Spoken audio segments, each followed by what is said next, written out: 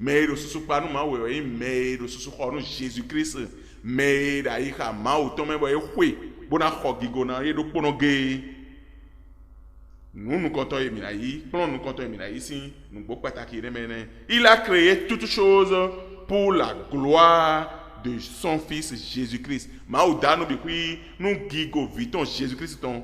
Nous ego, nous plomme ego en gudoton Eminaï. Egbe si nous beaucoup pataquer mais ouais do. Ma wene ma do temps e. Bon me de ma si qui tanton hein. Do bibe no e ka do fifo no ayo. Ma wene di e do dan même e na de chlek beto dan tu na c'est outu. Il doit se révéler avant qu'on ne le connaisse. Ma wene ma de chlek mede ao me de kasi outu ya. On ma wene ma de chlek mede ao e na dravi bon. Boda do mi o sisen we. E na zak bede boda do e gbe mi zan e ko yon kun to men. E na wande bona blo sinsin de bona do sinsin mi sin yo e ko yon kun to men. Bo so e kana mo e bona so alo no kun me bon bo wi yana hu men. Dan me ne ma do tambo no me de si u pi no men yo. E do na de khle. Tu bo na si hutu. Bo e ka si hutu. Bo levo dinze de khle bon hoton me dia. Ma wa de khle no bo alors pas de ka de khle gbe titengbe yo so inu di da de dale me we de khle gbe titengbe ya no bo nu de dale bi ku ko do alors dresser de we do ma o khurun no de we meni do ma o nu to de meni do yewe do poge do na sen we meni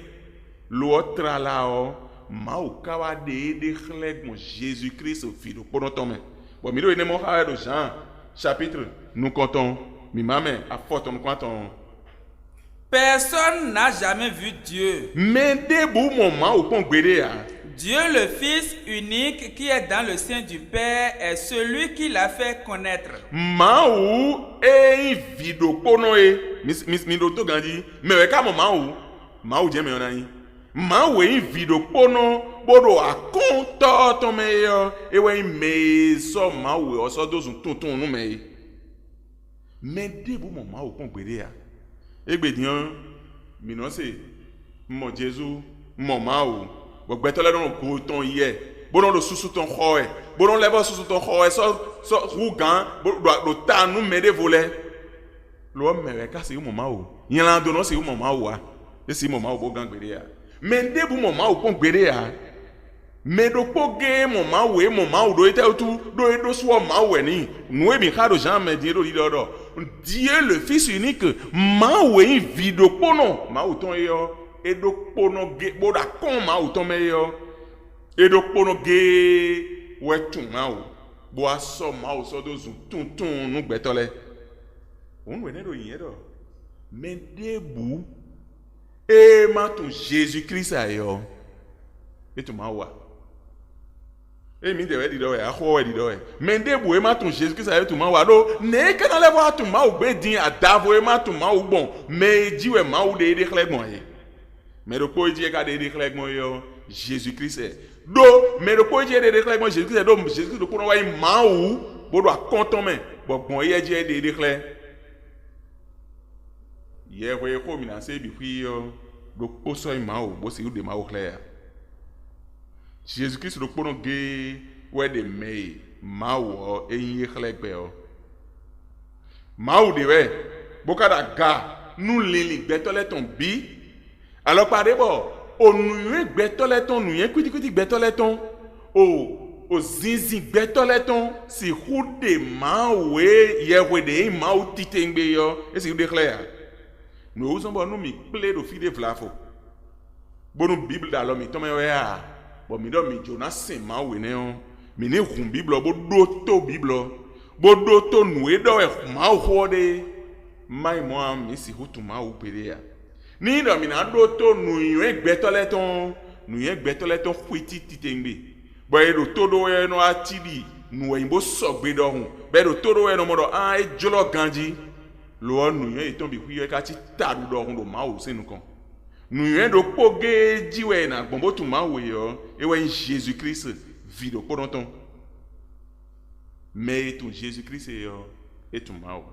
mais ton Jésus Christ yo et ton yewe pligi diene amon mais ton Jésus Christ yo et ton mais dagbe ya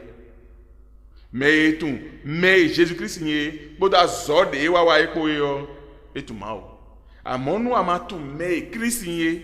mawe pipe beto pipe boda zode wa wa epo mais de mawe seda ikun gbandifi be wa ya gbaza beto leton na dosi huwa de sunu beto de du sunu mauto yo na dosi huwa de sunu togunton no amatun wene wa ya o asi tu ma ubere ya arena na tun gbe o arena na davion bogbon we kezo ene bi kwi me arena tun to do gbe me bi kwi me arena disagbon akin gbanji bi kwi akasi tu ma ubere ya nira nu didaton le media agbon po mo tun ya se tun ya tu mau titengbe yo Jésus Christ vido pour ton média agbon tun asi tu ma wa ni do beto ya 0 honkan o 608 ans asi tu ma ubere ya ni do beto ya 0 honkan bible to mo vedo do nu e do e bible de e do di do e nu o dagbe beto le ton kere e do di do nu gigo beto le ton nu anle mo bo kha bible ogbon alopa ene on asi humonu kunje bible me akasi humonu kunje Jésus Christ me non de tor le asi humonu kunje me kaka je wenu beto mawa mo Christ bon we khaide le bi kwi me bon bible khaide bi kwi me bon gofle me bible oton bi kwi me yo esi humonu kunje me ima we me gbede ya do me de mo ma o kon gbede ya adavo me vido pono mawe vido pono mauton boda kon mauton me eyo agent source tutunu me bo mi na do fotara mi adoro mawe ne gbe obi kwi dato bo danu bi kwi no gigo Jésus Christ ton utu yo mawe ne o ejena de khle aika yen la dono de ton jobe na se utu bo na tu no konlengaton bo na tu bo lita ido gloton bo na se o ganje ye me bo di ninu bo ni ndo mawe ne ma de khle mende bua o me on si lu li pli kaka e na tu gbede ya me on si kha bible kaka e na tu gbede ya mi do mo do fini do e ndo e ko kha bible o supo ka bi no kha bible tegbe o wezon bo e tun yewe ne mauti tengbe yo e ndo no kha bible wezon bo e twin e no twin do e no kha bible dandan lo e no twin do e do su de khle me bon roton me bon na weziza ton me bon weziza ene ta do Jésus Christ vido pour notre dit bon et tout Christ bo tout mende yin bo tout ouzon be wa ikun bandifier azoy wa waye bo vodo ene me bo di ene bo ganje ou ma we ne wa de kle me bon e wa mon me do su bo mon gbe me do su ton bo soba bo na lita bona so bona jijo gbe me do su ton di bona jijo julo me ton di bona hwe me do su bona hwe yon na me ton bona hwe gigo me ton bona sen me do su wa ma we ne no de kle me de ho me ono moide bona sen Jésus Christ vido podonton e uzon ba do no bi kwiwa e uzon ba dagbe ho bo da no bi kwiye ni e de kle me hu mi ni sen vio amo mi ma sen vio bo lita e no vio a hu mi ka to ma wa imo nous eni keklin bo mon fait nous tomber eni de clair ka do pour meton amen